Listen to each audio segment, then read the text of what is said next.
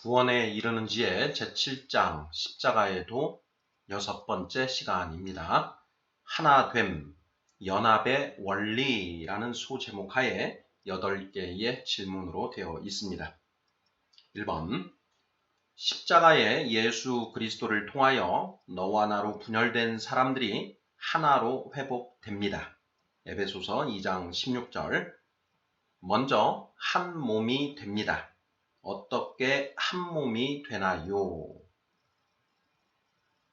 2번, 한 몸이 된 뒤에는 한 마음 한 뜻이 되어야 합니다. 빌립보서 2장 2절. 성도들이 무엇으로 한 마음 한 뜻이 되어 가나요? 3번, 십자가에서 사탄의 사망 권세를 이기시고 영광을 받으신 예수님은 하나님으로부터 무엇을 받아 예수 그리스도를 고백하는 자들에게 부어 주시나요? 4번, 모세는 율법의 시대를 열었습니다. 예수님은 무엇의 시대를 열으셨나요? 5번, 모세의 율법으로는 구원에 이를 수 없다고 합니다. 로마서 3장 20절. 그 이유가 무엇인가요? 6번, 구원받기 위해서는 반드시 무엇을 받아야만 하나요? 7번, 성령을 받으면 구원을 받을 수 있는 이유가 무엇인가요? 8번, 예수님을 통하지 않고 성령을 받을 수 있는 방법이 있나요? 없나요? 이렇게 해서 모두 8개의 질문입니다. 구원에 이르는지의 제7장은 십자가의 도라는 제목이 붙어 있습니다. 십자가에서 죽으신 예수님을 통해서 너와 나가 하나로 회복이 되고, 또한 너와 나가 하나가 된 이후에 하나님과 화목할 수 있게 된다. 바로 예수님을 통해서 그러한 일들이 일어난다라는 것, 그것을 지금까지 우리가 살펴보았는데요. 자, 이 시간에는 그러한 하나됨, 연합이 어떻게 가능한 것인가 하는 부분에 대해서 조금 더 구체적으로 살펴보고자 합니다. 1번부터 답을 찾아보도록 하겠습니다. 1번, 십자가에 예수 그리스도를 통하여 너와 나로 분열된 사람들이 하나로 회복됩니다. 에베소서 2장 16절. 먼저 한 몸이 됩니다. 어떻게 한 몸이 되나요? 하는 질문입니다. 자, 에베소서 2장 16절 읽어보겠습니다. 또 십자가로 이 둘을 한 몸으로 하나님과 화목하게 하려 하심이라. 원수된 것을 십자가로 소멸하시고, 이렇게 되어 있지요. 이 둘을 한 몸으로, 에베소서 2장 16절에 이 둘은 유대인과 이방인을 이제 각각 가리키는 것이었죠. 자, 유대인과 이방인은 율법으로 가로막혀서 서로 원수가 되었다. 그런데 그 원수된 것을 예수님께서 십자가로 소멸하시고 하나가 되게 만드셨다. 자, 이 유대인과 이방인이 하나가 된 이후에 하나님과 화목하게 하려고 그렇게 하신 것이다. 이런 맥락으로 지금 기술이 되어 있습니다. 자, 1번 질문은 이것입니다. 자, 먼저 한 몸이 되어야 하는데 어떻게 한 몸이 되었는가 하는 그런 질문입니다. 자, 유대인과 이방인이 하나가 되었다. 한 몸이 되었다. 자, 먼저 몸이 하나가 되고 그 다음에 한 마음 한 뜻이 되어야 하나됨, 연합이 완전히 이루어지게 되는데요. 자, 먼저 한 몸이 되었다라고 합니다. 분명히 성경은 이에 대한 말씀을 선포하고 있죠. 자, 고린도전서 12장 13절입니다.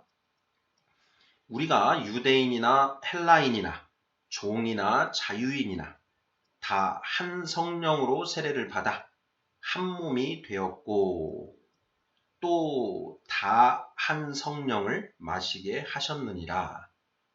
이렇게 되어 있습니다. 여기에 보면 성령으로 세례를 받아 한 몸이 되었다라는 내용이 선포되어 있죠.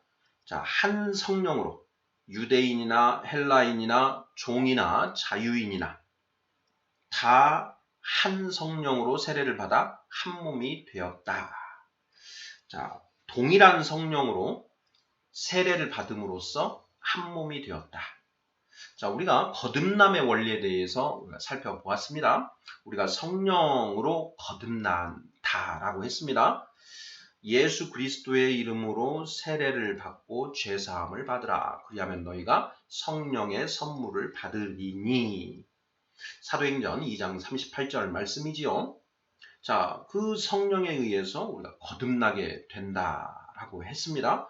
자, 성령에 의해서 새 사람이 되는 것인데, 성령에 의해서 거듭난 모든 사람들은 한 몸이 된다라고 성경은 이제 이야기하고 있는 것이죠. 자, 1번. 십자가의 예수 그리스도를 통하여 너와 나로 분열된 사람들이 하나로 회복됩니다. 먼저 한 몸이 됩니다. 어떻게 한 몸이 되나요? 자, 정답은 성령으로 거듭남으로써 한 몸이 된다. 이렇게 답을 하면 딱 맞지 않을까 싶습니다. 자, 우리가 육에서 낳지요. 자, 아버지가 다르고 어머니가 다 다릅니다. 그래서 우리가 서로 다른 사람 이렇게 인식을 하고 있는데, 우리가 성령으로 거듭남으로써 자, 모두 한 형제 자매가 되게 되었다. 그렇게 해서 한 몸으로 이렇게 된다. 이런 내용을 고린도전서 12장 13절이 선포하고 있는 것이다. 이렇게 우리가 풀이하면 딱 맞지 않을까 싶습니다. 유대인이나 헬라인이나 종이나 자유인이나 다 한 성령으로 세례를 받아 한 몸이 되었다. 성령으로 거듭난 사람을 교회라고 한다고 했지요. 자, 한 사람이든 거듭난 사람이 한 명이든 두 명이든 100명이든 1000명이든 10,000명이든 1000년 전에 거듭났든 그리고 오늘 거듭났든 거듭난 사람들은 모두 하나다. 한 몸이다. 그게 눈에 보이지 않는 교회라고 이렇게 이제 신학자들은 이야기하고 있는 것이지요. 자, 성령으로 거듭나면 모두 하나다. 1번에서 그 내용을 확인을 했고요. 2번 보겠습니다. 한 몸이 된 뒤에는 한 마음 한 뜻이 되어야 합니다. 빌립보서 2장 2절. 성도들이 무엇으로 한 마음 한 뜻이 되어 가나요? 하는 질문입니다. 빌립보서 2장 2절 읽어보겠습니다. 마음을 같이하여 같은 사랑을 가지고 뜻을 합하며 한 마음을 품어. 이렇게 되어 있죠. 마음을 같이하여 같은 사랑을 가지고 뜻을 합하여 한 마음을 품어. 뜻을 합하며 한 뜻이죠. 한 마음을 품으라. 한 마음 한 뜻. 자, 한 몸이 된 뒤에는 한 마음 한 뜻이 되어야 한다. 성령으로 거듭난 성도는 눈에 보이지 않는 교회에 이제 접합이 되죠. 접합이 되어서 한 몸이 된 것인데, 아직 한 마음 한 뜻이 되지는 못하였습니다. 자, 그래서 한 마음 한 뜻이 되지 못한 상태이기 때문에 자, 성도들 사이에 시기와 분쟁이 있다라는 것이죠. 고린도전서 3장 3절입니다. 너희는 아직도 육신에 속한 자로다. 너희 가운데 시기와 분쟁이 있으니 어찌 육신에 속하여 사람을 따라 행함이 아니리요. 이렇게 말씀하고 있습니다. 여기에서 육신에 속한 자는 성령으로 거듭났으나 아직 영적으로 어린아이 상태에 있는 사람들이 사람들의 특성이라고 했습니다. 너희는 아직도 육신에 속한 자로다. 너희 가운데 시기와 분쟁이 있으니.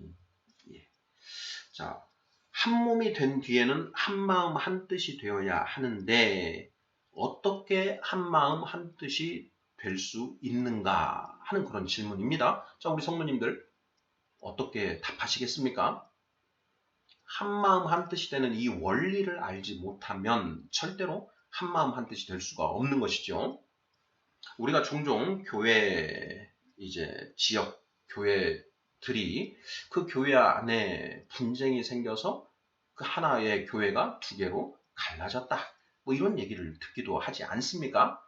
도대체 왜 그런 일들이 일어나는가 하는 그런 질문이 되겠지요.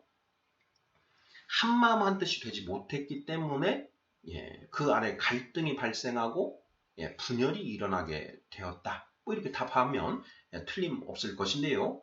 자, 그러한 분열이 일어나지 않고 정말 한 마음 한 뜻이 되기 위해 되어야 되는데 그렇게 되는 원리가 무엇인가 하는 그런 질문입니다. 자, 정답은 무엇일까요? 자, 에베소서 2장 13절, 14절. 이 부분 우리가 구원에 이르는지의 7장에서 가장 우리가 묵상의 핵심이 되는 그 말씀들인데요. 역시 이 말씀에 답이 있는 것 같습니다. 한번 읽어보겠습니다. 에베소서 2장 13절, 14절입니다. 이제는 전에 멀리 있던 너희가 그리스도 예수 안에서 그리스도의 피로 가까워졌느니라. 그는 우리의 화평이신지라. 둘로 하나를 만드사 원수된 것 곧 중간에 막힌 담을 자기 육체로 허시고 이렇게 되어 있습니다. 무엇으로 한마음 한뜻이 되어 가는가? 바로 예수 그리스도를 통해서 한마음 한뜻이 되어 간다라는 걸 알 수가 있지요. 1번 문제에서 십자가의 예수 그리스도를 통하여 너와 나로 분열된 사람들이 하나로 회복됩니다. 이렇게 이야기를 했습니다. 그 하나로 회복되는 이 원리에는 자, 먼저 한 몸이 되고 그 다음에 한 마음 한 뜻이 되는 이 2단계 과정을 거쳐야 되는데요.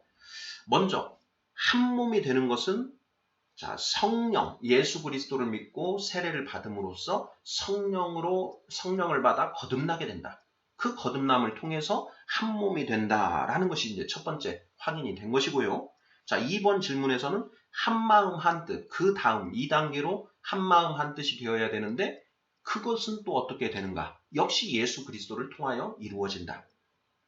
자, 여기에서 이야기하는 예수 그리스도는 어떤 의미인가? 바로 요한복음 1장 1절이지요. 태초에 말씀이 계시니라. 그 말씀이 하나님과 함께 하셨으니 곧 하나님이시니라. 예수님은 하나님의 말씀이시지요. 육신으로 오신 예수님, 말씀이신 예수님, 이 두 가지 관념을 우리가 가지고 있어야 됩니다. 육신으로 오신 예수님은 칭의와 주로 관련이 되고, 말씀이신 예수님은 성화와 주로 관련이 된다라고 할 수 있습니다. 자, 이 내용들은 구원에 이르는지의 제 12장에서 이제 면밀하게 자세하게 살펴보게 되는데요. 한 몸이 된 성도들이 예수 그리스도를 통하여 한 마음 한 뜻이 되어 간다. 이때 예수 그리스도는 곧 하나님의 말씀, 성경 66권에 기록된 하나님의 말씀을 가리킨다. 이렇게 풀면 틀림없지 않을까 싶습니다. 우리가 각자 가치관과 생각을 기준으로 옳고 그름을 판단하면서 살아왔는데 예수 그리스도를 통해서 성령을 받아 한 몸이 된 뒤에는 그 하나님의 말씀을 기준으로 이제 살아가게 된다라는 것이죠. 그 각자 가지고 있는 생각과 가치관을 모두 버리고 오직 하나님의 말씀으로 채워져 간다. 그래서 교회는 하나님의 말씀으로 통치되는 것이지요. 각자 다른 생각과 가치관들은 없어지고 하나님의 말씀으로 통일이 된다라는 것이지요. 성도들이 무엇으로 한마음 한뜻이 되어 가는가? 바로 예수 그리스도 하나님의 말씀을 통해서 한마음 한뜻이 되어 간다. 이렇게 답을 하면 틀림없지 않겠습니까? 3번 질문 보겠습니다. 십자가에서 사탄의 사망 권세를 이기시고 영광을 받으신 예수님은 하나님으로부터 무엇을 받아 예수 그리스도를 고백하는 자들에게 부어 주시나요? 자, 1번 질문을 이제 1번, 2번의 질문들을 이제 나머지 질문들을 통해서 구체적으로 좀 확인해 가는 그런 방식으로 되어 있는 것 같습니다. 자, 3번 질문. 십자가에서 사탄의 사망 권세를 이기시고 영광을 받으신 예수님은 하나님으로부터 무엇을 받아 예수 그리스도를 고백하는 자들에게 부어주시는가 하는 질문입니다. 예, 정답은 무엇인가요? 네, 바로 성령이죠. 사도행전 2장 33절. 하나님이 오른손으로 예수를 높이시매 그가 약속하신 성령을 아버지께 받아서 너희가 보고 듣는 이것을 부어 주셨느니라. 이렇게 되어 있습니다. 그가 예수님이 약속하신 성령. 예수님이 자, 내가 가는 것이 너희에게 유익이라. 내가 가서 아버지께 성령을 받아서 너희에게 줄 것이다. 이렇게 말씀을 하셨죠. 요한복음입니다. 자, 요한복음 16장 7절. 그러나 내가 너희에게 실상을 말하노니 내가 떠나가는 것이 너희에게 유익이라.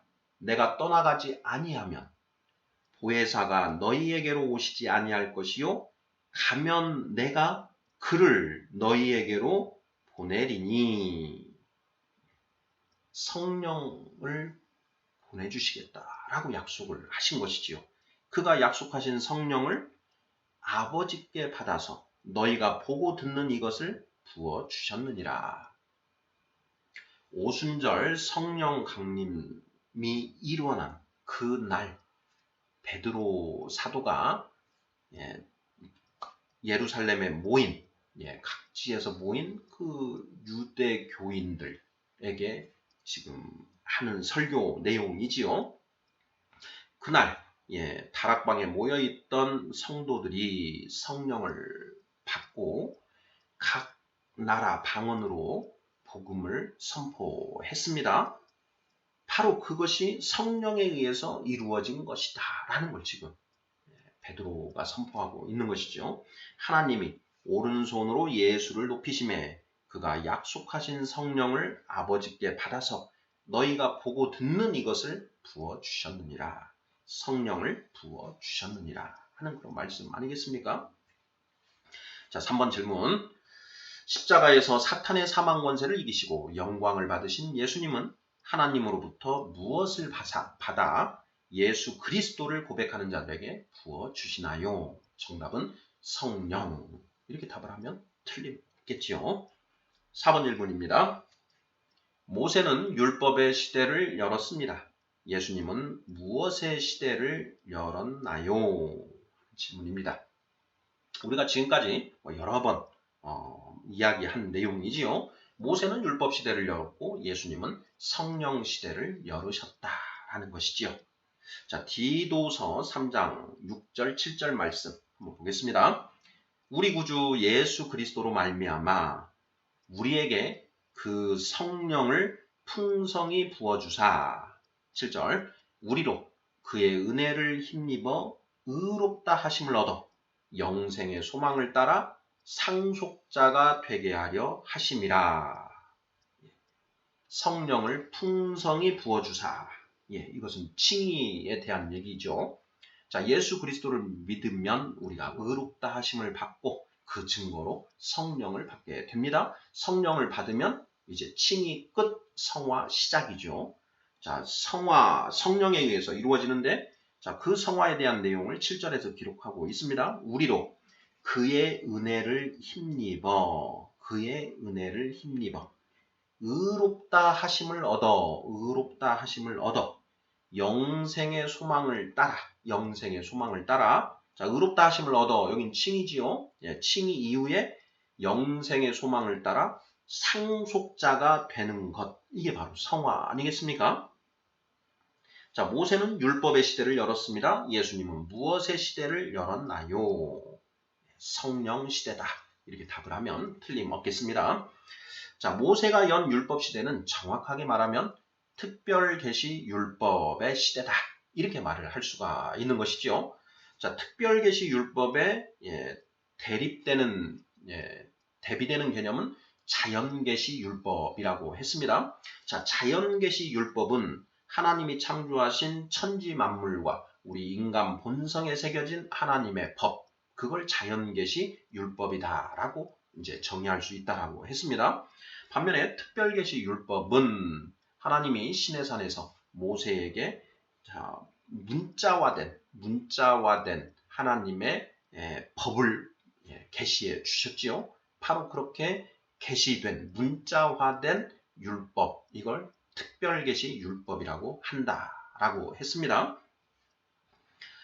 우리가 시편 147편, 시편 147편 19절, 20절에서 그 내용을 확인을 했었습니다.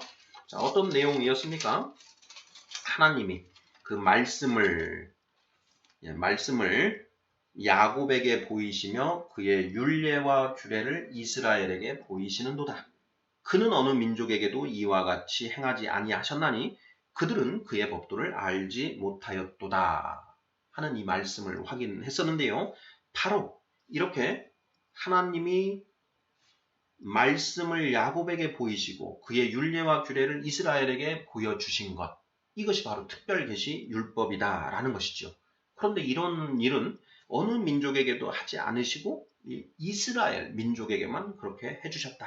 그래서 이방인들은 그의 법도를 알지 못하였다. 이렇게 이제 쓰고 있는 것이죠. 이것은 특별계시 율법에 대한 기술이라고 했습니다. 자, 우리가 성경에서 자연계시 율법에 대해서는 율법에 관한 말씀은 어디에서 확인할 수 있는가 하는 부분을 이제 또 한번 살펴봐야 되는데, 자, 어디에서 확인할 수 있습니까? 자, 먼저 로마서 1장 20절이지요. 창세로부터 그의 보이지 아니하는 것들, 곧 그의 영원하신 능력과 신성이 그가 만드신 만물에 분명히 보여 알려졌나니 그러므로 그들이 핑계하지 못할지니라 되어 있습니다. 하나님께서 창조하신 천지 만물 그 속에 하나님의 영원하신 능력과 신성이 분명히 보여 알려져 있다라는 그런 말씀이지요. 바로 천지 만물에 새겨진 하나님의 법을 가리키는 것이죠. 자, 로마서 2장 14, 15절에는 인간 본성에 새겨진 하나님의 법에 대해서 선포하고 있습니다. 읽어보겠습니다. 율법 없는 이방인이 본성으로 율법의 일을 행할 때에는 이 사람은 율법이 없어도 자기가 자기에게 율법이 되나니 15절 이런 이들은 그 양심이 증거가 되어 그 생각들이 서로 혹은 고발하며 혹은 변명하여 그 마음에 새긴 율법의 행위를 나타내느니라. 아멘. 마음에 새긴 율법이라는 표현이 나오죠. 하나님이 천지 만물을 창조하시고 또 우리 인간을 창조하셨습니다. 자, 우리 인간 안에도 하나님의 법이 새겨져 있다. 그것이 우리 마음에 새겨져 있다는 것이죠. 자, 바로 이것이 인간 본성에 새겨진 하나님의 법이다.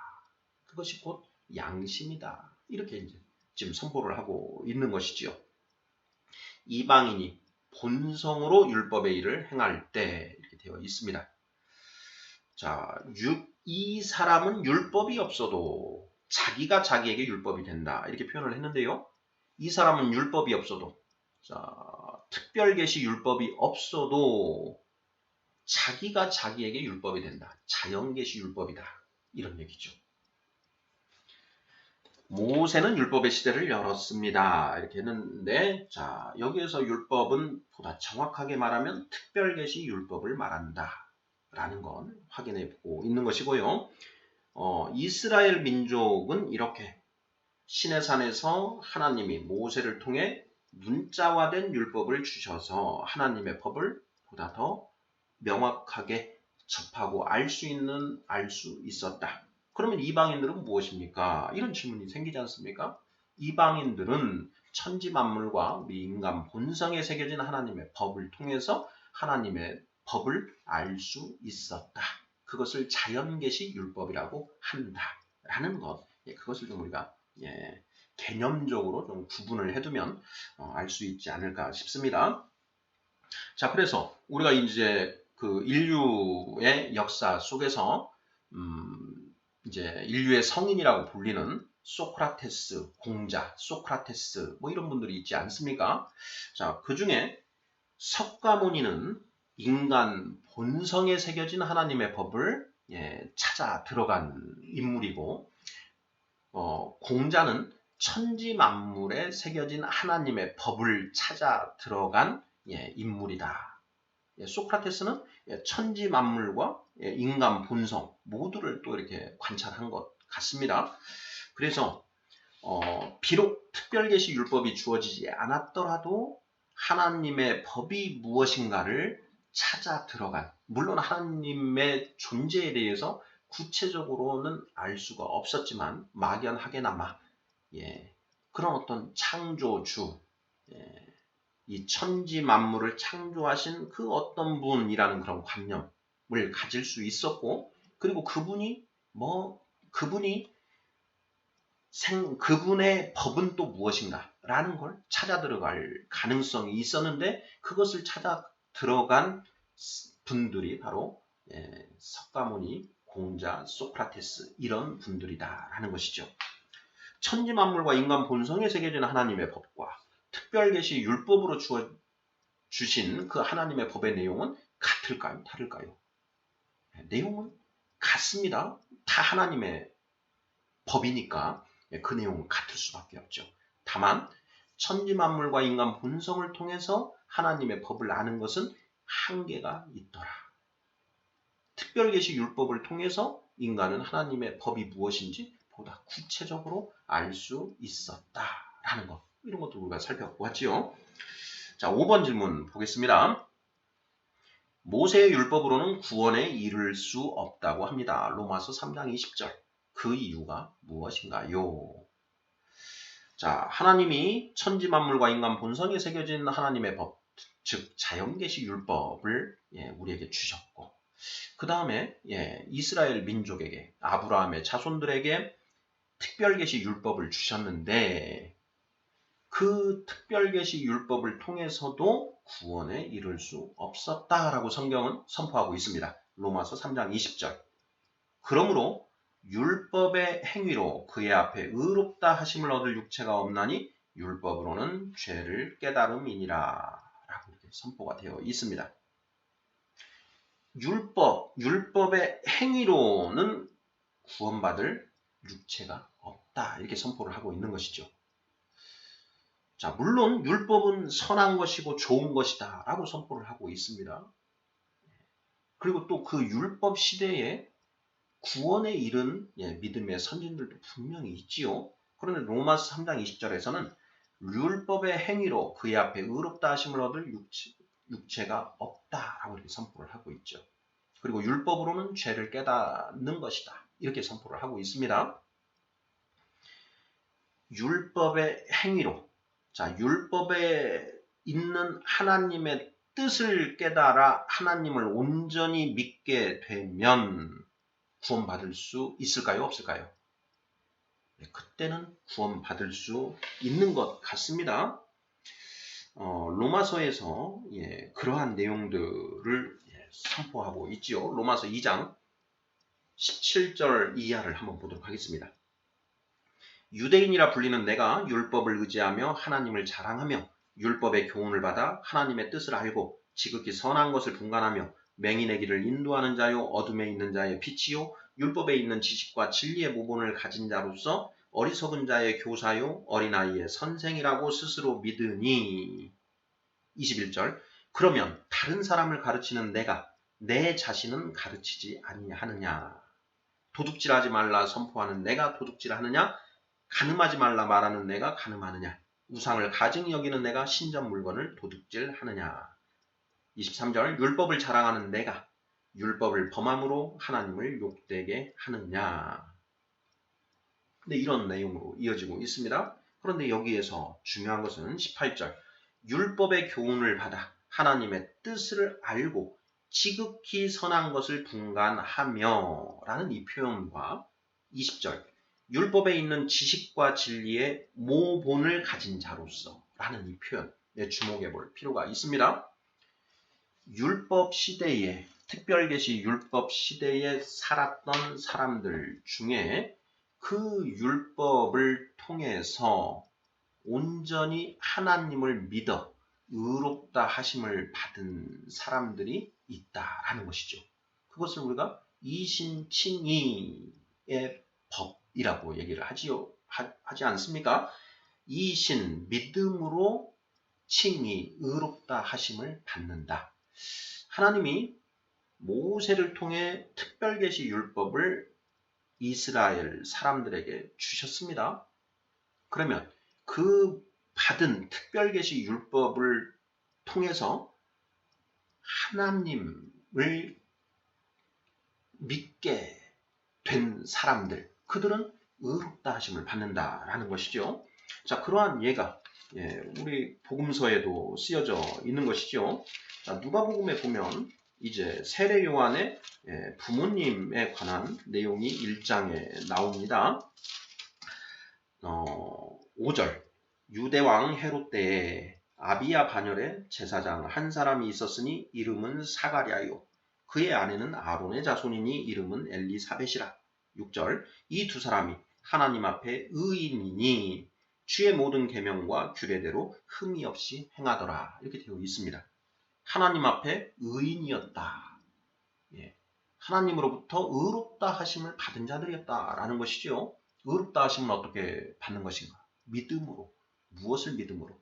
하나님의 존재, 하나님의 역사하심, 하나님의 살아계심을 믿음으로 의롭다 하심을 얻는다라는 것이죠. 이 두 사람이 하나님 앞에 의인이니 주의 모든 계명과 규례대로 흠이 없이 행하더라. 율법 시대에도 의롭다 하심을 받은 인물들이 분명히 있다라는 것이죠. 자연계시 율법 시대에도 마찬가지입니다. 자, 우리가 성경 어디에서 그것을 확인할 수 있는가? 바로 욥기지요, 욥기. 자, 욥기 1장에 보면 하나님이 욥을 의롭다라고 이렇게 말씀하십니다. 1장 8절. 여호와께서 사탄에게 이르시되 네가 내 종 욥을 주의하여 보았느냐? 그와 같이 온전하고 정직하여 하나님을 경외하며 악에서 떠난 자는 세상에 없느니라. 이렇게 말씀을 하십니다. 자, 이 욥은 아브라함과 동시대 사람이다 라고 이렇게 신학자들이 해석을 하고 있는데요. 아브라함과 동시대라는 얘기는 모세의 특별계시 율법 이전 시대에 살고 있었던 인물이다 라는 걸 의미합니다. 자, 그러면 욥은 결국 자연계시 율법 시대에 살았던 인물인데, 즉 천지만물과 인간 본성에 새겨진 하나님의 법만 알 수 있는 그런 시대에 살고 있던 인물인데, 그가 하나님으로부터 의롭다 하심을 받은 자라는 것이죠. 그래서 자연계시 율법의 시대에도 의롭다 하심, 이신칭의를 입은 자가 있는 것이고, 특별계시 율법의 시대에도 의롭다 하심을 받은 인물들이 있다라는 것이죠. 물론 그 숫자가 극히 적었을 것이다. 가뭄에 콩나듯 정말 적었다라는 건 우리가 짐작해 볼 수 있는 것이지요. 특별계시 율법 시대를 살았던 그 수많은 이스라엘 사람들 중에 의롭다 하심을 받은 인물들은 극히 적었다. 이렇게 우리가 표현할 수 있겠지요. 자, 물론 바알에게 무릎 꿇지 아니한 7천이 있으니 이런 표현들을 통해서 그 숫자가 아주 적었던 건 아니다 라는 것 또한 우리가 알 수 있는 것 같습니다. 자, 그러나 그 수많은 숫자에서 극히 아주 적은 그런 사람들만 이신칭의 의롭다 하심을 얻었다라는 것을 우리가 알 수 있는데요. 자, 5번 질문. 모세의 율법으로는 구원에 이를 수 없다고 합니다. 그 이유가 무엇인가요? 율법의 행위로 그의 앞에 의롭다 하심을 얻을 육체가 없나니 율법으로는 죄를 깨달음이니라. 사도 바울 선생이 이 로마서를 기록하면서 자, 율법으로 의롭다 하심을 얻을 육체가 없다 이렇게 표현을 한 것이 아니고요. 율법의 행위로 하나님 앞에 의롭다 하심을 얻을 육체가 없나니 이렇게 쓰고 있다라는 거예요. 율법의 행위로, 율법이 아니라 율법의 행위로, 이 부분을 우리가 좀 주목해 볼 필요가 있겠습니다. 자, 율법으로는 구원에 이를 수 없다. 율법으로는, 질문을 정확하게 하면 율법의 행위로는 구원에 이를 수 없다고 합니다. 이렇게 하는 것이 조금 더 정확하겠네요. 자, 그 이유가 무엇인가? 자, 로마서 8장 3절에 그 답이 제시가 되어 있습니다. 율법이 육신으로 말미암아 연약하여 할 수 없는 그것을 하나님은 하시나니 곧 죄로 말미암아 자기 아들을 죄 있는 육신의 모양으로 보내어 육신의 죄를 정하사, 이렇게 되어 있는데요. 자, 상반절에 육신으로 말미암아 연약하여 할 수 없는 그것이라는 표현이 나오죠. 자, 율법이 육신으로 말미암아 연약하여 할 수 없는 그것을 하나님은 하시나니, 여기까지가 상반절인데요. 자, 율법으로는 구원에 이를 수 없다. 그 이유가 무엇인가?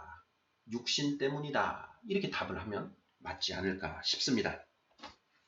이 로마서 7장, 8장 이어지는 맥락이 굉장히 중요한데요. 자, 로마서 8장 2절. 그리스도 예수 안에 있는 생명의 성령의 법이 죄와 사망의 법에서 너를 해방하였음이라, 이렇게 선포하고 있습니다. 여기서 죄와 사망의 법은 곧 율법을 가리키는데요.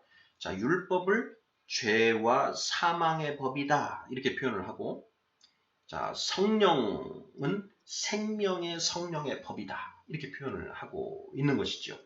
그러면서 율법이 육신으로 말미암아 연약하여 할 수 없는 그것을 하나님은 하신다라고 이렇게 선포하는 것입니다. 율법으로는 구원에 이를 수 없다. 그 이유가 무엇인가? 자, 우리 육신의 연약함으로 그 율법을 모두 지켜 행할 수가 없다라는 것이지요. 로마서 7장 24절입니다.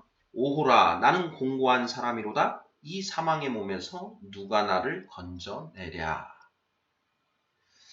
이 24절을 놓고도 해석이 이제 갈리고 있는데요. 자, 이 24절은 성령을 받기 전에 사도 바울, 그러니까 성령을 받기 전에 그 사울의 모습을 스스로 기록한 것이다 라고 보는 이제 그런 입장이 첫 번째고, 두 번째는 성령을 받았음에도 불구하고 하나님의 말씀대로 온전히 살아내지 못하는 그런 모습을 한탄한 것이다, 이렇게 보는 견해가 있는데요. 자, 우리 성도님들께서는 어느 견해가 맞다고 생각하시나요? 사도 바울은 다메섹으로 가는 그 노상에서 예수 그리스도를 만났고, 아나니아의 세례를 통해서 성령을 받게 됩니다. 그러니 거듭나기 전과 후가 이제 그 사도행전에 기록이 되어 있는데, 그 거듭나기 전에는 율법 세대였던 것이고, 거듭난 이후에는 이제 성령 세대가 된 것입니다. 로마서 7장 24절, 오호라, 나는 공고한 사람이로다. 이 사망의 몸에서 누가 나를 건져내랴 라고 하는 이 구절은 율법 세대에 속해 있던 사울의 모습을 기록한 것인가? 아니면 성령 받고 난 이후에 성령 세대의 사울의 모습을 기록한 것인가 하는 그런 논쟁입니다. 자, 우리 성도님들 생각은 어떠신가요? 자, 그 답이 이 로마서 7장 후반부와 8장의 초반부를 연결해서 읽어보면 답은 명확해집니다. 바로 그 뒤에 25절을 보면 되는데요. 자, 24절부터 다시 한번 읽어보겠습니다. 오호라, 나는 공고한 사람이로다. 이 사망의 몸에서 누가 나를 건져낼 수 있겠는가? 25절, 우리 주 예수 그리스도로 말미암아 하나님께 감사하리로다. 그런즉 내 자신이 마음으로는 하나님의 법을, 육신으로는 죄의 법을 섬기노라. 8장 1절, 그러므로 이제 그리스도 예수 안에 있는 자에게는 결코 정죄함이 없나니, 이는 그리스도 예수 안에 있는 생명의 성령의 법이 죄와 사망의 법에서 너를 해방하였습니다. 이렇게 이어지죠. 이 사망의 몸, 죄와 사망의 법, 이 사망의 몸, 이걸 연결해서 보면은요. 오라 나는 공고한 사람이로다. 이 사망의 몸에서 누가 나를 건져내랴. 이 한타는 율법 세대에 속해 있을 때 바울의 모습을 기록한 것이다. 이렇게 보는 게 맞지 않은가 싶습니다. 누가 나를 건져내랴. 예수 그리스도께서 나를 건져내 주셨다. 죄와 사망의 법 속에서 허덕이던 나를 예수 그리스도께서 생명의 성령의 법으로 나를 건져내 주셨다. 이런 맥락으로 이해를 하는 게 맞지 않을까 싶습니다. 자, 우리 성도님들 생각은 어떠신지요? 자, 6번 질문 보겠습니다. 구원받기 위해서는 반드시 무엇을 받아야만 하나요? 하는 질문입니다. 쭉 살펴보았죠. 무엇을 받아야만 합니까? 성령을 받아야만 한다. 빌립보서 1장 19절. 이것이 너희의 강구와 예수 그리스도의 성령의 도우심으로 나를 구원에 이르게 할 줄 아는 거로 라고 되어 있습니다. 여기 보면 너희의 강구 그리고 예수 그리스도의 성령의 도우심 그걸 통해서 구원에 이르게 된다. 구원받기 위해서는 반드시 무엇을 받아야만 하는가? 성령의 도우심을 받아야만 한다. 율법만으로는 하나님의 뜻을 온전히 깨닫기가 어려웠다라는 것이죠. 특별계시 율법을 하나님이 이스라엘 민족에게 주셨습니다. 자, 그런데 그 이스라엘 사람들은 어떤 우에 빠지느냐? 그 율법을 통해서 하나님의 뜻을 깨닫는 것이 아니고 그 율법에 뭐뭐 해라, 뭐뭐 하지 마라 라고 되어 있는 그것을 지키는 데에만 몰두하게 된다는 것이죠. 그런데 육신의 연약함으로 인해서 그 율법을 모두 다 지켜낼 수 있는 사람은 없더라라는 것이지요. 그 율법에 특별계시 율법에 뭐뭐 해라 라고 하는 그런 자기 명령 그리고 뭐뭐 하지 마라 라고 하는 그런 부자기 명령이 있는데 자 그런 것들을 모두 합치면 뭐 600개가 넘는다고 하고 그걸 좀 더 세분화하면 뭐 1000개가 넘는다고 합니다. 그런데 그것을 모두 다 지켜 행할 수는 없더라라는 것이죠. 그래서 율법을 통해서 보다 더 중요한 것은 그 율법에 있는 진리를 깨닫는 것인데 그 진리를 깨닫지는 못하고 율법의 행위에 얽매여 있더라라는 것이죠. 그래서 예수님께서 마태복음 23장에서 바리새인과 서기관들을 엄청 책망하시지 않습니까? 자, 그 중에 23절 말씀. 화 있을진저 외식하는 서기관들과 바리새인들이여 너희가 박하와 회향과 근체의 11조는 들이되 율법에 더 중한 바 정의와 긍휼과 믿음은 버렸도다. 이렇게 말씀하시죠.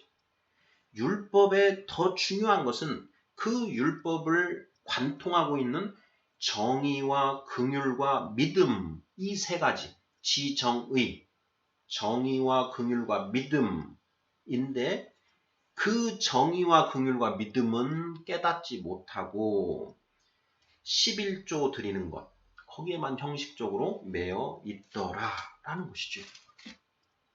율법에 중한 바 정의와 긍휼과 믿음은 버렸도다. 진짜 중요한 것은 그것이다 라는 것이죠. 우리가 로마서 2장에서 20절 율법에 있는 지식과 진리의 모본을 가진 자로서 자 그것을 해내야 되는데 그것은 저버리고 지식과 진리는 저버리고 율법의 그 명령들에 얽매여서 율법의 행위에 매여서 구원에 이르지 못하더라라는 것이죠. 자, 그런데 그것을 알기 위해서는 무엇이 필요한가? 성령을 받아야만 율법의 면면이 흐르고 있는 하나님의 뜻이 무엇인가를 알 수가 있다. 그래서 구원받기 위해서는 반드시 성령의 도우심, 성령의 조명하심이 있어야만 한다라는 것이죠. 6번 질문. 구원받기 위해서는 반드시 무엇을 받아야만 하나요? 성령의 도우심이 필요하다.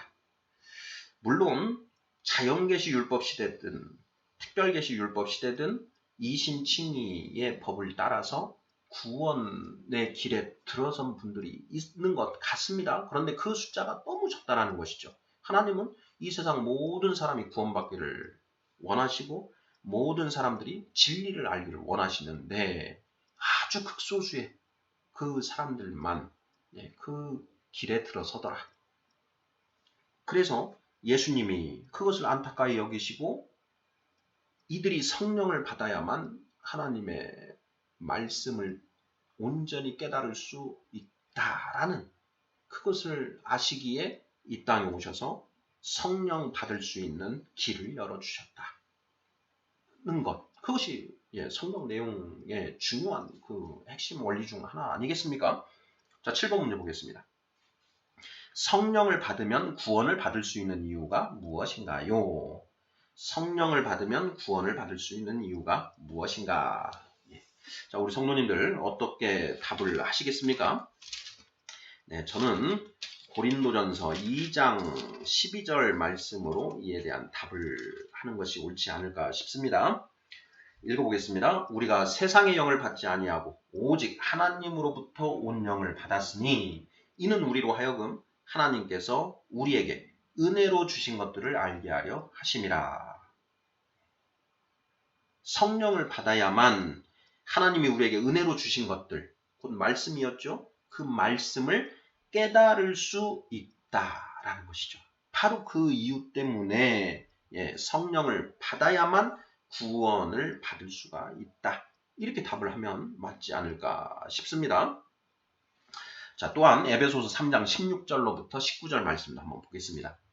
그의 영광의 풍성함을 따라 그의 성령으로 말미암아 너희 속사람을 능력으로 강건하게 하시오며 믿음으로 말미암아 그리스도께서 너희 마음에 계시게 하시옵고 너희가 사랑 가운데서 뿌리가 박히고 터가 굳어져서 능히 모든 성도와 함께 지식에 넘치는 그리스도의 사랑을 알고 그 너비와 길이와 높이와 깊이가 어떠함을 깨달아 하나님의 모든 충만하신 것으로 너희에게 충만하게 하시기를 구하노라. 아멘. 성령이 우리에게 임하셔서 그 성령님이 이 말씀을 비춰주심으로 비로소 우리가 그 하나님의 말씀 속에 흐르는 하나님의 뜻을 알 수 있게 된다라는 것이죠. 성령을 받으면 구원을 받을 수 있는 이유가 무엇인가요? 우리가 세상의 영을 받지 아니하고 오직 하나님으로부터 온 영을 받았으니 이는 우리로 하여금 하나님께서 우리에게 은혜로 주신 것들을 알게 하려 하심이라. 고린도전서 2장 12절. 또한요, 요한복음 16장 13절도 그 답이 될 것 같은데요. 읽어보겠습니다. 요한복음 16장 13절입니다. 그러나 진리의 성령이 오시면 그가 너희를 모든 진리 가운데로 인도하시리니 되어 있죠. 성령, 진리의 성령이신데 그 성령이 우리에게 오셔야만 우리를 모든 진리 가운데로 인도하실 수 있다. 하나님을 경외하는 것이 지혜의 출발이요. 하나님의 뜻을 아는 것이 지혜의 완성이라고 했습니다. 하나님께서 우리에게 은혜로 말씀을 주셨는데 이 우둔한 우리 사람은 하나님의 말씀을 온전히 깨닫지 못하더라. 그래서 이를 안타까이 여기신 예수님께서 우리에게 성령 받을 수 있는 길을 열어주셨다라는 것이지요. 고린도전서 2장 10절. 오직 하나님이 성령으로 이것을 우리에게 보이셨으니 성령은 모든 것, 곧 하나님의 깊은 것까지도 통달하시느니라. 11절. 사람의 일을 사람의 속에 있는 영 외에 누가 알리요? 이와 같이 하나님의 일도 하나님의 영 외에는 아무도 알지 못하느니라. 성령을 받아야만 비로소 하나님의 말씀에 감추어진 영적인 의미를 우리가 볼 수 있게 되고 그것을 통해서 하나님의 뜻을 알게 되고 그 하나님의 뜻을 알게 됨으로써 비로소 구원에 이룰 수 있게 된다라는 것이 성경에 기록된 하나님의 말씀이라는 것이죠. 자, 마지막 8번 질문 보겠습니다. 예수님을 통하지 않고 성령을 받을 수 있는 방법이 있나요? 없나요? 사도행전 4장 12절. 다른 이로서는 구원을 받을 수 없나니 천하 사람 중에 구원을 받을 만한 다른 이름을 우리에게 주신 일이 없음이라 하였더라. 아멘. 예수님을 통하지 않고서는 성령 받을 수 있는 방법이 없다. 예수님은 육신으로 오신 예수님, 또 말씀이신 예수님, 우리가 두 가지로 나누어서 관념하고 살펴보아야 하는데요. 하나님의 말씀을 통하지 않고 성령을 받을 수 있는 방법은 없다. 당연한 거 아니겠습니까? 자연계시 율법, 특별계시 율법, 모두 다 하나님의 말씀입니다. 그리고 제자들이 전한 복음, 예수 그리스도를 믿으라. 예수님이 그리스도이심을 믿으라. 그리야만 너희가 죄사함을 받고 성령을 받으리라. 바로 제자들의 복음이었는데요. 그 예수님을 통하지 않고 성령을 받을 수 있는 방법은 없다. 예수님은 하나님의 말씀이시다. 자연계시 율법 시대에도 이신칭의를 통해서 이신칭의를 얻고 성령 받은 사람들이 가뭄에 콩나듯이 있었고, 특별계시 율법을 통해서 특별계시 율법 시대에도 율법을 통해서 그 특별계시 율법을 통해서 하나님을 온전히 믿게 되고 그것을 통해서 의롭다 하심을 받고 성령 받은 이들이 있다라는 것이죠. 성령 받은 인물들이 우리가 구약 성경을 읽어보면 있습니다. 그들은 성령을 받아서 하나님의 뜻을 온전히 깨닫는 그러한 단계까지 올라가지 않았을까 이런 생각이 듭니다. 그런데 그렇더라도 결국 예수님은 태초부터 계신 분이셨고 그 예수님의 모습이 자연계시 율법을 통해서 특별계시 율법을 통해서 그리고 제자들의 복음을 통해서 이제 우리에게 계시가 되는 것이고 그 계시된 예수님을 통해서 우리가 하나님을 믿게 되는 것 그래 그걸 통해서 이신칭의를 받게 되고 하는 그 원리는 전혀 변함이 없다라는 것입니다. 자, 구원에 이르는 지의 제7장 십자가에도 6번째 시간으로 하나됨, 연합의 원리에 대해서 살펴보았는데요. 자, 크게 첫째, 성령으로 거듭난 사람들은 모두 한 몸, 교회의 부분들이 되게 되었다라는 것. 육적으로 연합이 되는 것. 자, 그리고 말씀을 통해서 한 마음 한 뜻으로 연합이 된다. 한 마음 한 뜻으로 연합되기 위해서는 반드시 성령이 필요하다. 그래서 예수님이 이 땅에 오셔서 십자가에서 죽으신 것이다. 그 예수님을 통해서 너와 내가 한 몸이 되고 한 마음 한 뜻이 되는 그러한 연합이 이루어지게 된다. 라는 그 원리를 살펴보았습니다. 아멘.